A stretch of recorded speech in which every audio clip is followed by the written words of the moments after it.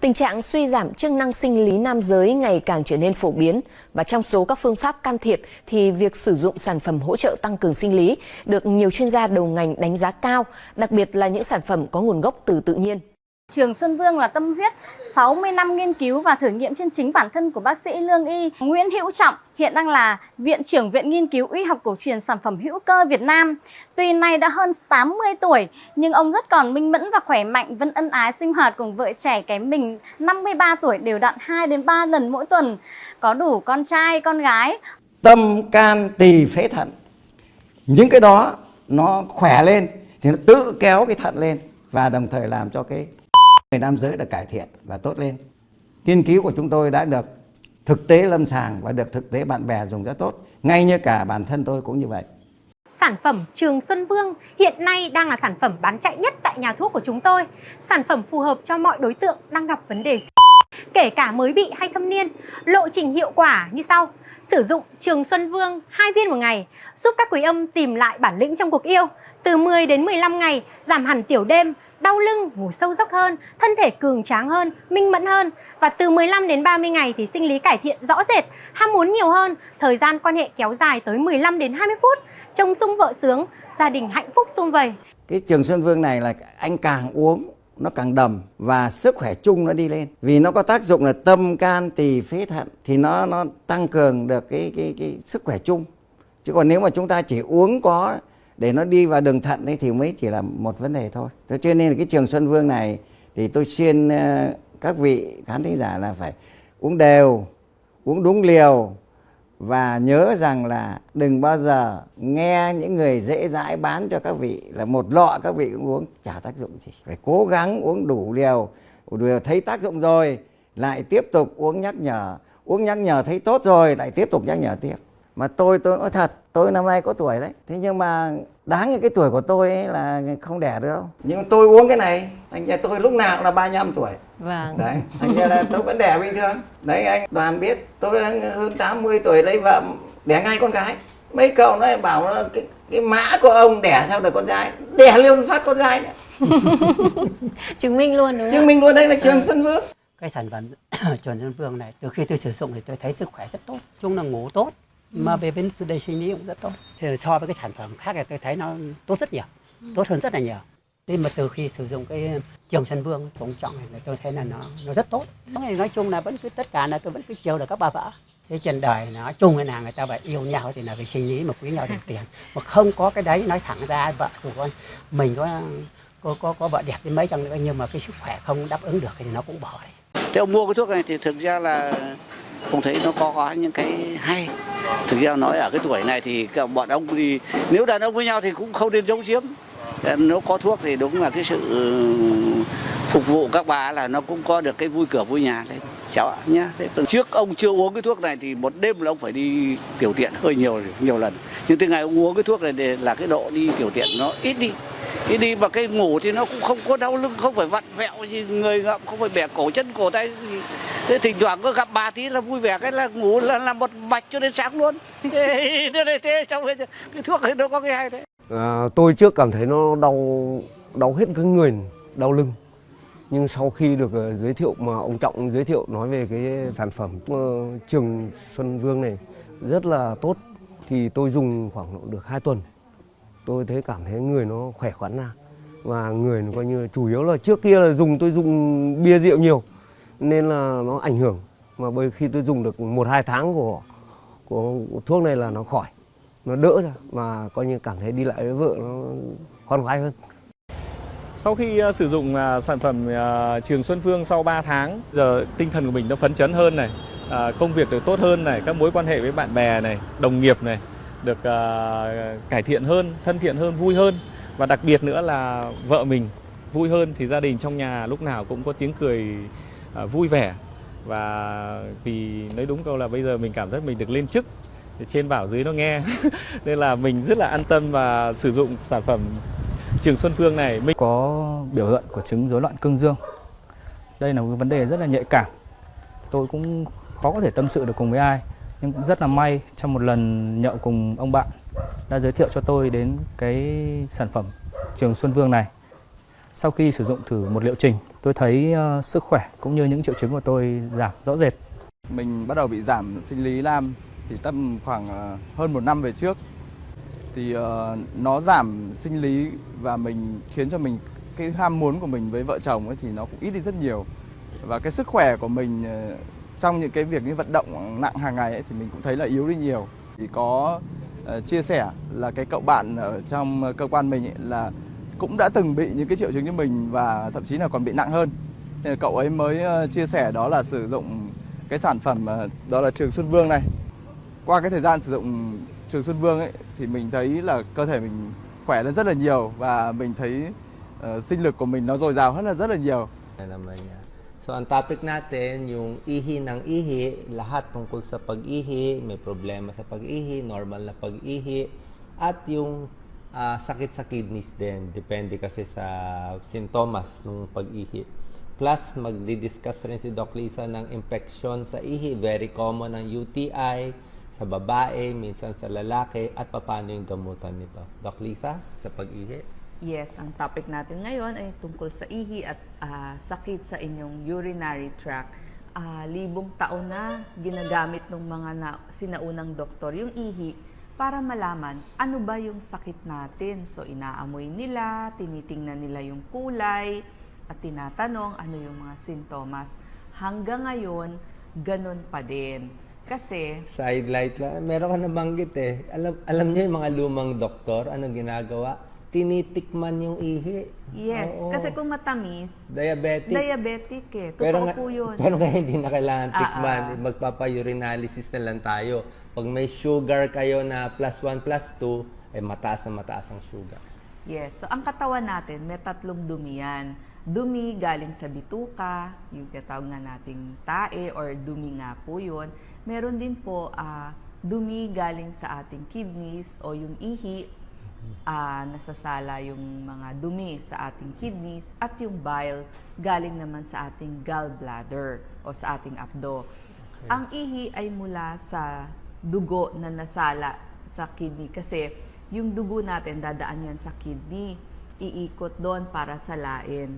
So every minute sinasala niya yung mga dadaan na dugo doon at yung mga tinanggal niyang dumi, yun yung lalabas sa ating ihi. So, at pupunta doon sa ating ureter. Ito. Ano magpapakita? Pag nasala siya doon sa kidney, pupunta na siya yung dumi doon sa ureter, doon sa parang ito yung ang tubo. Kidney. Yes. Tapos dito yung ureter, yung kulay puti. Okay. Bababa sa pantog. Ito yung pantog. Yan yung pantog sa baba. At hanggang mailabas doon sa ating urethra or yun yung pinakadulo na daanan ng ihi. So, ganyan ang ating urinary tract. Ha? So, yan ang mga i-discuss natin ngayon. So, ang ihi, binubuo yan ng tubig. So, may tubig yan, may dumi. Ang tawag doon yung mga urea. Meron ding asin, ang tawag doon mga urates. Yung vitamina na sobra, iniihi na ng katawan yon, katulad ng vitamin D, vitamin C, nilalabas yan kapag sobra. Yung mga mineral na kinain natin, protina, kasama na doon yung creatinine, yung fats at carbohydrates na sobra o kinain natin, inilalabas na rin yan. Tsaka yung mga gamot na ininom natin, tinatanggal din yan ng kidney sa katawan. Yung mga sobra. Sobra, oo. So gusto natin magandang kalidad ng ihi kasi ibig sabihin maganda yung pagkasala at natanggal sa katawan natin yung mga dumi. So gusto natin tatanggalin lahat ng dumi sa ating katawan. Yellow yung kulay ng ating ihi kasi galing yan sa pigment mula sa blood. So yun yung inilalabas. Pag-usapan natin yung mga sintomas na nararamdaman ng ating urinary tract. Pinakamadalas nilang makita sa microscope o minsan sa ating mata, nakikita natin mapula or may dugo ang ating ihi. So, abnormal na yan. Yes, kasi 'di ba sabi natin dapat yellow, light yellow. So, kapag naging pink, mapula, ibig sabihin may dugo. Minsan di natin nakikita sa ating mata, pero pag idinaan sa microscope, pag tayo nagpa-urinalysis, ano yung mga sakit na merong nakikitaan ng dugo? Cystitis. Ito yung impeksyon dun sa ating pantog. Pag sinabing cystitis, impeksyon sa pantog, ito po. Dahil sa bakterya. So, nagka-bakterya doon. May lagnat, masakit ang puson kasi di ba ang ating pantog medyo mababa yan. Minsan naman, madalas umihi o masakit paglabas ng ihi. Meron din tinatawag na pyelonephritis. So, ito naman, impeksyon ng kidney mula dun sa bakterya. So, may lagnat, masakit balakang, pero usually isang side lang ng balakang. Madalas umihi. Balakang dito. Oo, loin. Dito sa loin, no? Dito. Oo. Yan. Ano yan, tinitira natin to. Pag masakit, ibig sabihin may infection dito sa... Kita mo yung mga doktor, merong kidney punch, di ba? Alam niyo yung kidney punch sa boxing, dito rin yan. So pag namamaga yung kidneys, masakit yan pag pinapalo dito. Sasabihin ng doktor, masakit ba to? Tapos gaganyanin. So, Mga huwag ganyan kayo kalakas. magagalit pag na ganon. Hindi, ganun ginagawa ko, masakit. Masakit. Yes, meron din tinatawag na glomerulonephritis o yun naman yung pagkasira ng pansala. Kasi ang pansala natin, ang tawag glomeruli dun sa loob ng bato o kidney. So, pag yun ang nasira, glomerulonephritis, merong acute, biglaan, may chronic, matagalan na pala. Ilinaw ko lang yung sintomas ng UTI, yung sinasabi mo, mahapdi. Pag ang infection dito sa bladder, dito sa pantog, kadalasan mahapdi sa dulo ng ihi. Yung matatapos na ihi mo doon yung, oops, ang sakit, ang hapdi na sa dulo. Pero kung yung masakit, buo masakit, baka sa iba naman ang cause. Diba? Sa lalaki, ganun din eh. Minsan sa pag-ihi, mahapdi din. Sa lalaki, hindi lang sa pantog, pwede rin sa prostate eh. Kung may lalaki kasi may prostate, kung meron tayong prostata, minsan mahapdi din. Tapos yung sinasabing mapula yung ihi na may dugo, hindi talaga pula na ano ba, parang pakwan na pula, hindi ganon. Ang pagkapula niya, pink lang. Parang konting pink lang. Parang may bahid na konting pula-pula konti, dugo na yun. Diba? Hindi talaga kailangan dugo na lalabas eh. Yes, Doc Lisa. Sa microscope kasi nasisilip nila. So, merong prostatitis, infection naman ng prostate, gland na makalalakihan, pwede din bato sa bato o kidney stones. Yan, doon medyo mas mapula yung ihi ninyo or mas pinkish talaga. Ang kidney stones talaga iiyak ka sa sakit sa kidney. Sa may singit, ang feeling ng kidney stones, karamihan ng Pilipino nagkaka-kidney stones, para kang madudumi. Diba? Dati nangyari to sa akin. Parang dudumi ako, pero walang dumi lumalabas. Yung pala, yung sakit na parang iiri ka, kidney stones na yon. So, napakasakit nun kasi pag naipit dito nga sa ureter, pati dun sa kidneys. Yes, Dr. Lisa. Yes. Pag din tayo ay nag-ehersisyo ng matagal, yung mga long distance running, pwede mag-pink yung ihi. Hindi rin maganda yung sobrang exercise na talagang pagod na pagod. Meron din na didisgrasya. Yung na-hazing, yung nabugbog ng sobra. Na-discuss ko na rin, hazing, di ba? Nabugbog ng sobra, nasira yung muscle, nadurog, hindi makalabas sa ihi. Puro protina eh. Nahirapan yung kidneys, hindi makalabas dahil sa nabugbog siya, nasisira.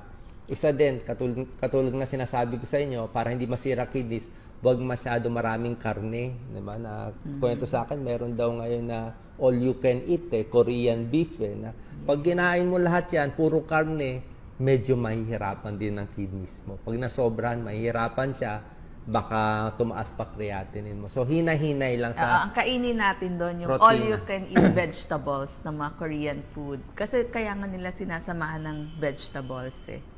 Kasi may beef daw ngayon, all you can eat. Yes. Pag may tumor, pag Kidney humihi tumor. talaga kayo ng dugo, nakita nyo, magpatingin po agad. Kasi meron din mga tumor. Ang maganda lang dito, pag naalis ng maaga, okay na.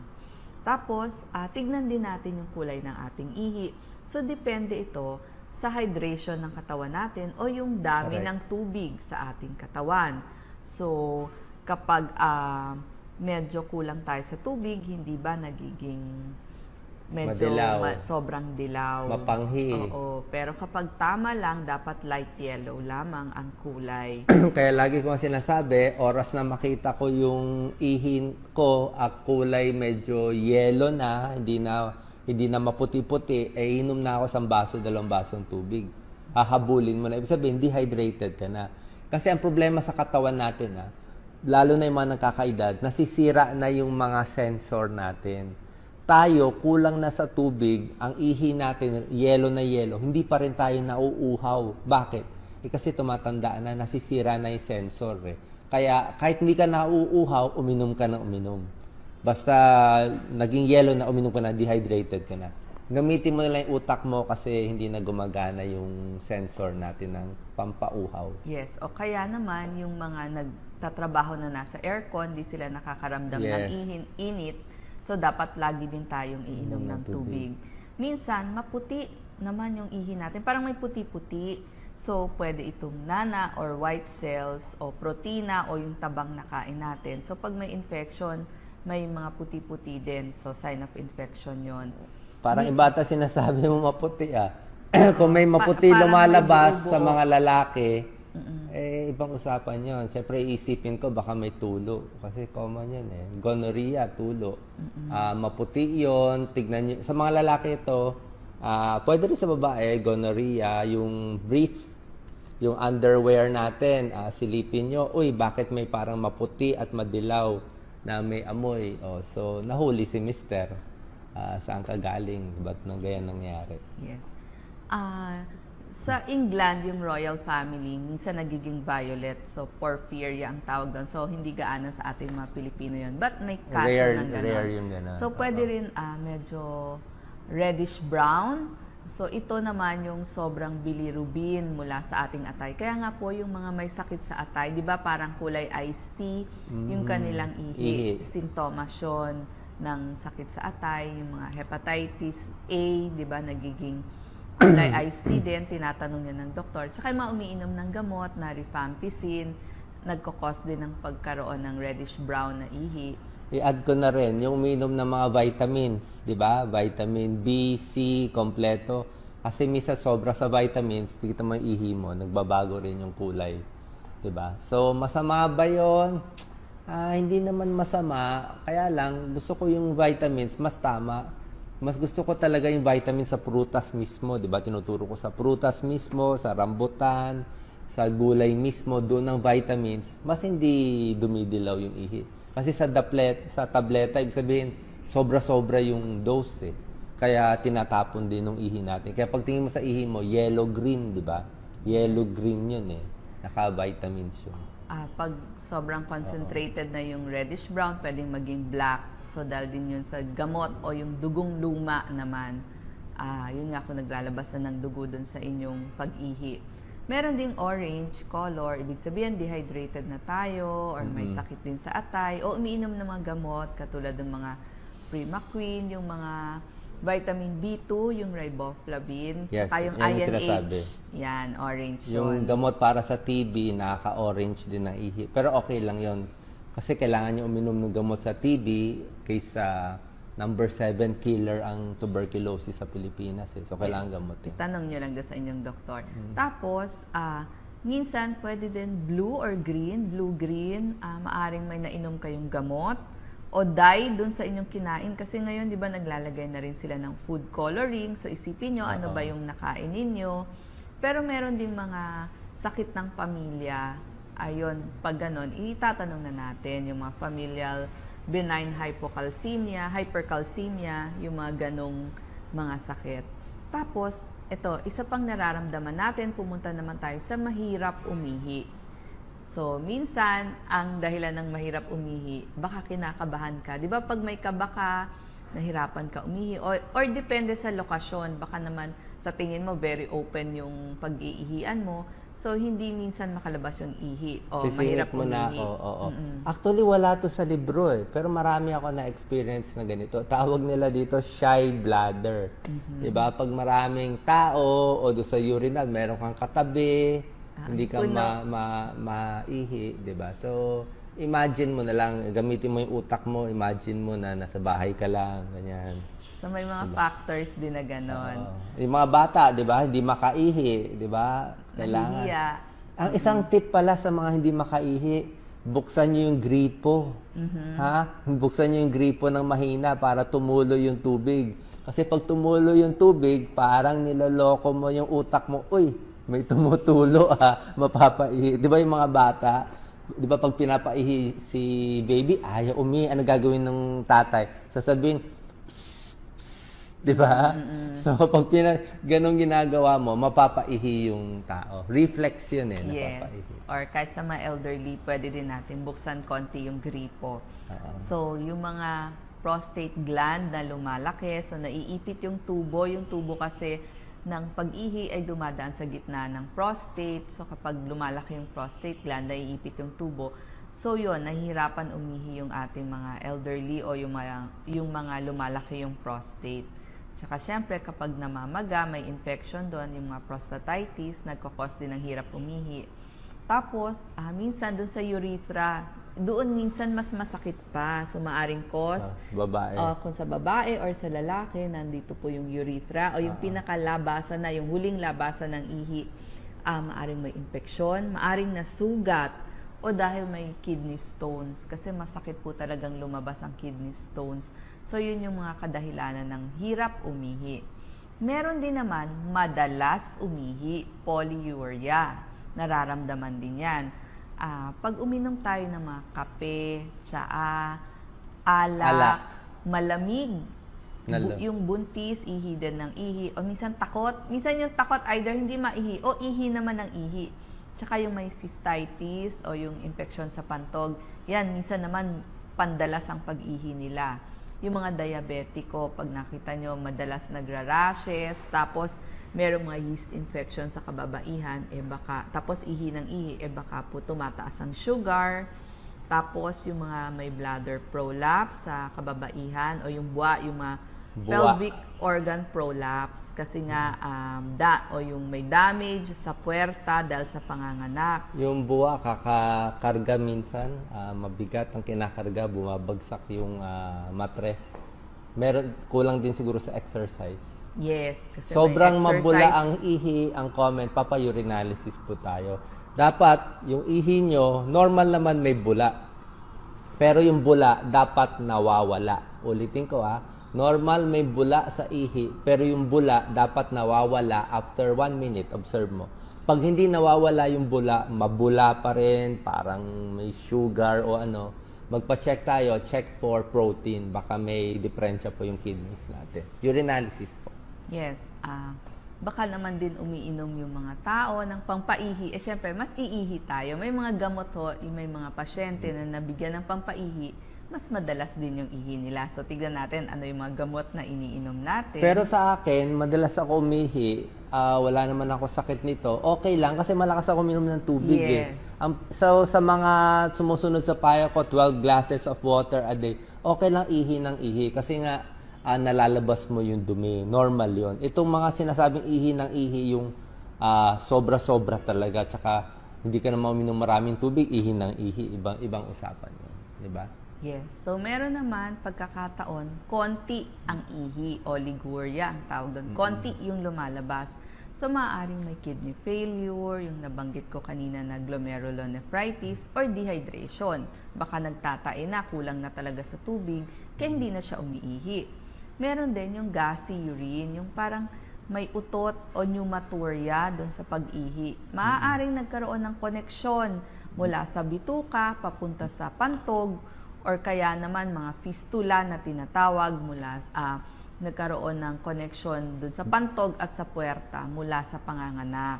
Okay. Yon.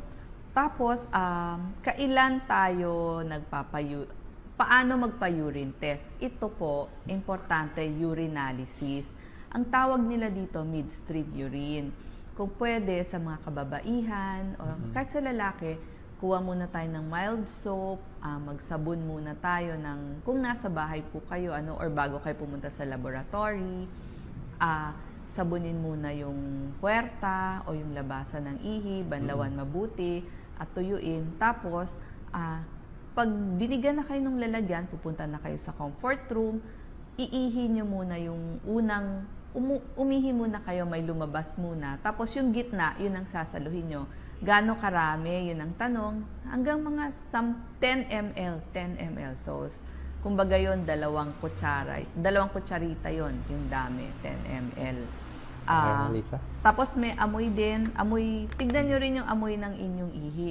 Minsan baka, parang may ammonia, diabetic yon. So, o kaya baka may kinain tayong bawang, spinach, mushroom, truffle, yan, maaamoy yan. Tsaka yung pag umiinom tayo ng vitamin B6, maamoy din yung ating ihi.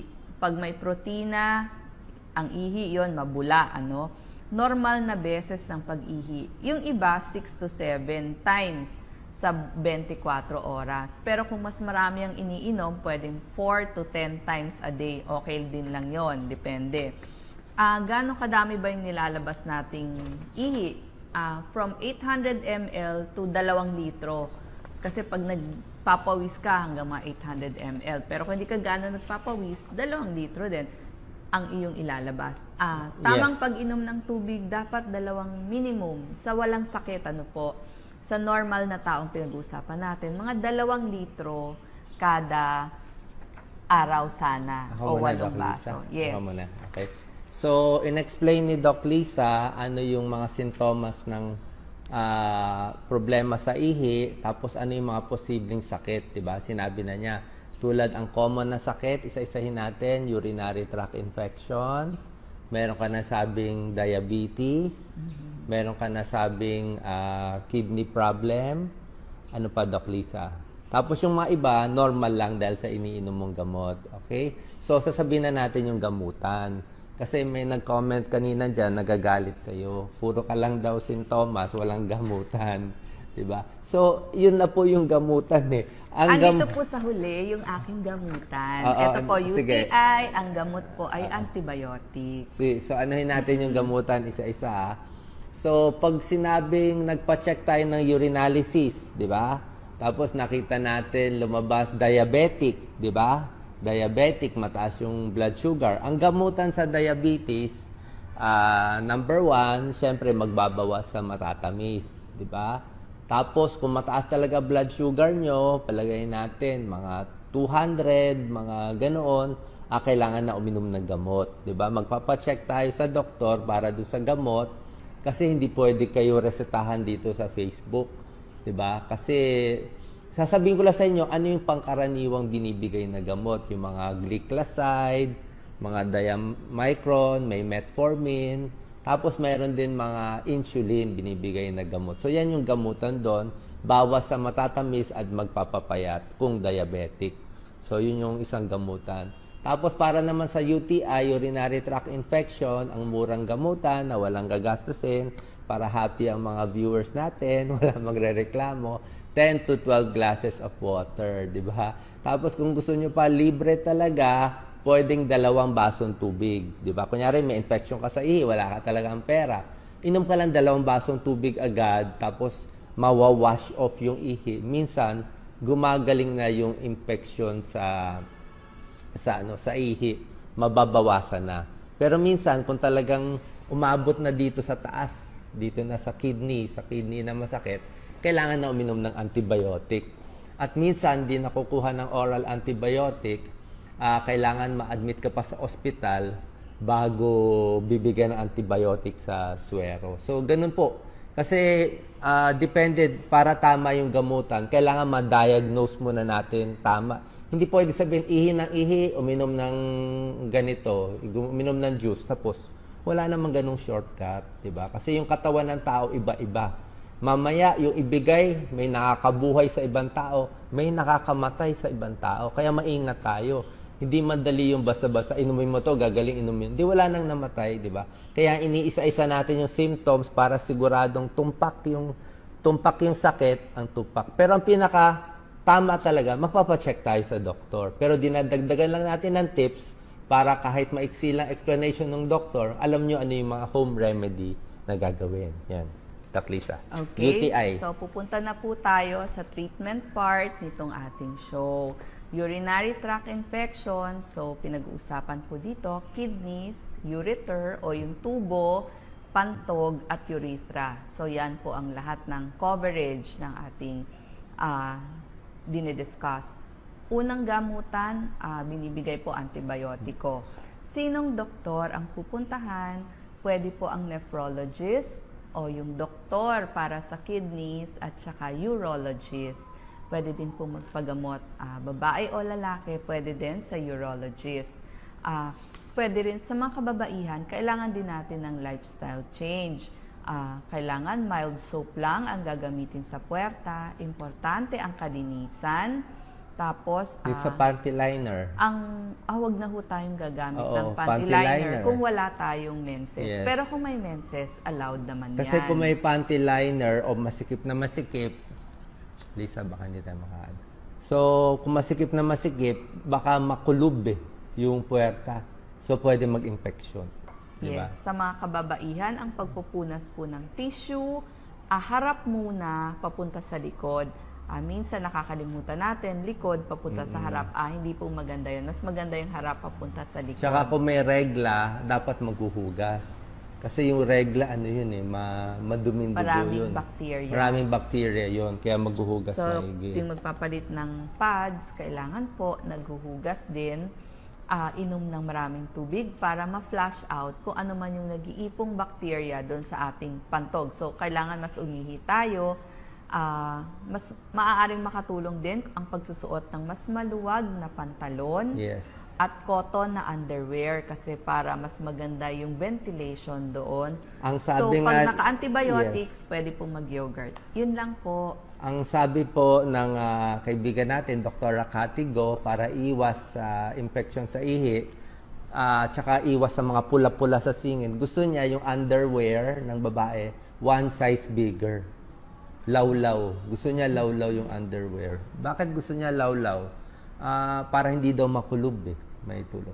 Tsaka isa pang mahanggang tip at libreng tip, lahat libre. So natutuwa, hindi natutuwa, libre ang tip. Ang tip natin sa mga mag-asawa pag nagtatalik. Pag nagtalik sila, bago matulog, kailangan muna umihi. Okay? So pag nagtalik ang asawa, dapat yung lalaki, yung babae, bago matulog, iihi muna. Kailangan isang ihi.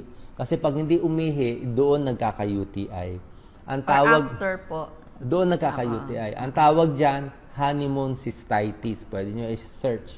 Nag-honeymoon, nag-infection sa ihi. So, yun ang kadalasan. Kasi nga, alam niyo naman, syempre may mga bakterya, aakyat. Kaya dapat umihi, ma-wash out. Kaya inom ng maraming tubig. Okay? Anong gamutan pa gusto? Okay. Sige. So, yun po.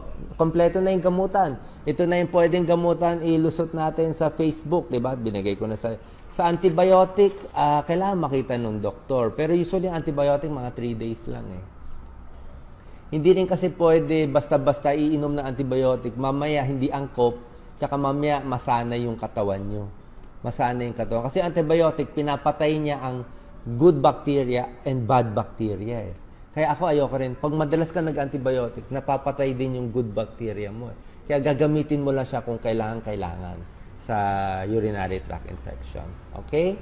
So, added tips. Nakompleto ko na ba yung tips? Mura lang po ang urinalysis, mga 50 pesos hanggang 100 pesos. Pag sa tingin nyo may problema tayo, Yes. punta lang po tayo sa laboratory. Marami nang makikita sa ihi at dadali natin yon sa pagamutan kung pwede. Okay, so tapos ilalagay natin dito, ang gamutan kasi ng doktor ganito, di ba? Hindi ito gamutan na shortcut, bigyan kita ng magic na tablet. Ang gamutan dapat ganito, diagnosis muna. Una-una interview muna sa pasyente. Ano ba yung sakit? Ano naramdaman? Para tama. Pangalawa, diagnosis. Ano ba yung sintomas? Di ba? Para mahulaan. Pangatlo, laboratory test. Itong urinalysis para makasure tayo o may nana, may dugo. Tapos, pang-apat, pag inaral na natin ano yung sakit ng pasyente, doon lang tayo papasok sa gamutan sa dulo para ma-eksakto natin na mabubuhay yung pasyente at hindi mamamatay.